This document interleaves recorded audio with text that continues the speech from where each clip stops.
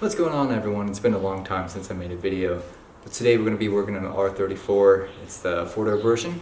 I got it on jacks right now. I'll show you. Not like this. I got this rubber thing so that the jacks will be resting on the pinch points. And what we like to do today is specifically focus on getting the lower control arms, getting all the rear subframe components cleaned, painted, and then change out the bushings on them to the SuperPro, as well as welding on some GK Tech subframe reinforcements. So, first step is going to be removing the muffler. Alright, so I got the Reinhardt Cannonball exhaust out. That's what it kind of looks like with the titanium end. Everything else is stainless steel. I've been running this for about 3.5, almost 4 years now, so that's why it's kind of corroded. But if you guys are wondering what gaskets you need, it's a 70 pi, so 70 millimeters. That will fit in just fine. And since we're taking it out, it's a good opportunity to just change out the gaskets. So now the next part's going to be taking out the rear half of the drive shaft that connects to the pumpkin or differential right there. Let's do that. Alright, so I got the rear differential part just kind of hanging and sagging down here if you guys want to take a look. Where is it? There we go. There it is. Right there, just kind of hanging around. And so now, before it gets dark, I want to get rid of the seats so I can have access to the coilovers. And to do that, we got to take off the rear seats. So there's one 12 millimeter bolt there, same place there. There's also another one right here and over there as well. So just grab that, take it off. Shouldn't be too hard. And then you'll take, if you have a 4-door, just want to make sure to take this cover off as well. And once that's done, you're just going to pop this off, and everything back there is just whatchamacallit, plastic clips. So they'll pop right out. Alright, so we got the bottom part of the seat out with those two 12 millimeter bolts, and we got the top out by removing these two 10 millimeter bolts over there. And then if you guys are trying to take the upper portion of the rear seat, there are 3 hooks, 1, 2, and then 1 over there.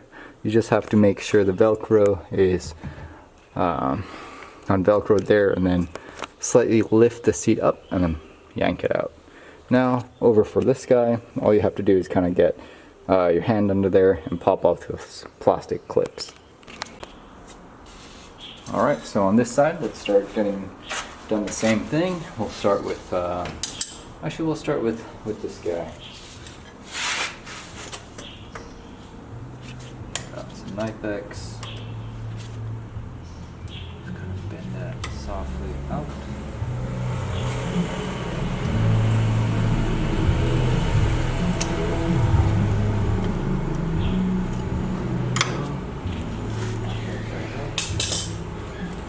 Let's see if just this will work. If not, I got a crowbar.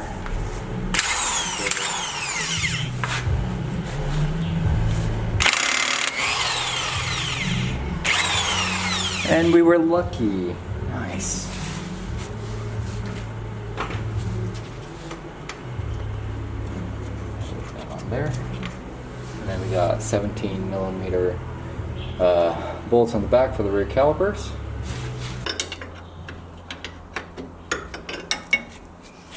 Easiest if I just kind of lay down, to be honest. This guy.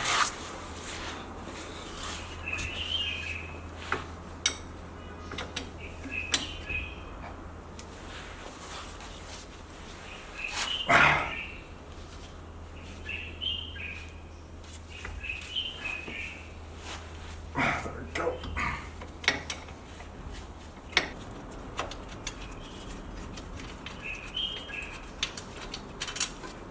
bolt number 2. Just out of good habit, I know this is stainless steel brake lines, so it's not really going to matter, but we'll go ahead and put one of these guys on here.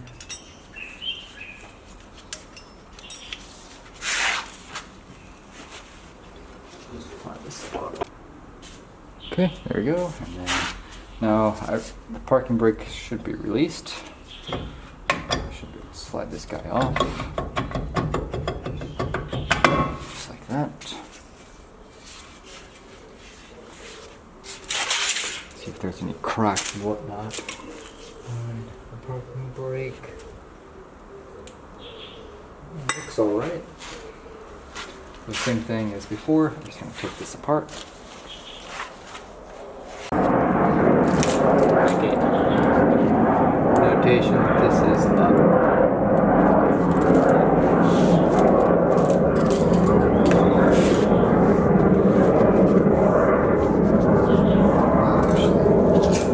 Start with here. Twist that 90 degrees.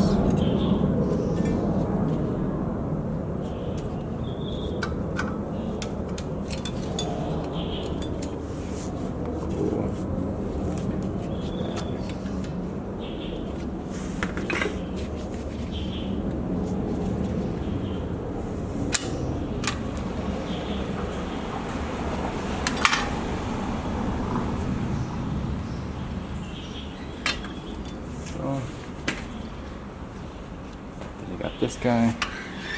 We can mark where that orientation is. Also going to get this guy. I like to make an orientation. So which way front is.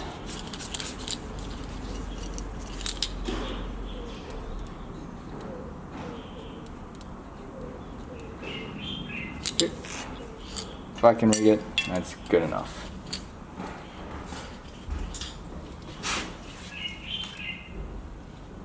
And some of these springs might fall out. It's okay.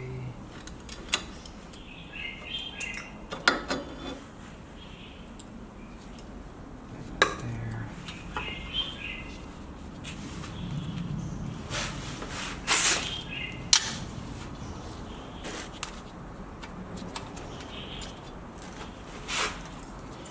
Boom. So the orientation is like that, and that's the parking brake right here that pulls on it. Just like that. Okay, everything likes to fall apart. Alright, so we're at some of my favorite places to be under, which is the car. And this is the R34 4-door version. I don't know why it's not focusing for me. But here we go. We have a total of 6 bolts and nuts. The nut side is this side, the bolt side is this way, and then you can just hold one side and then pry it off with the other side. We're just going to take this off here. We also want to note that there is a,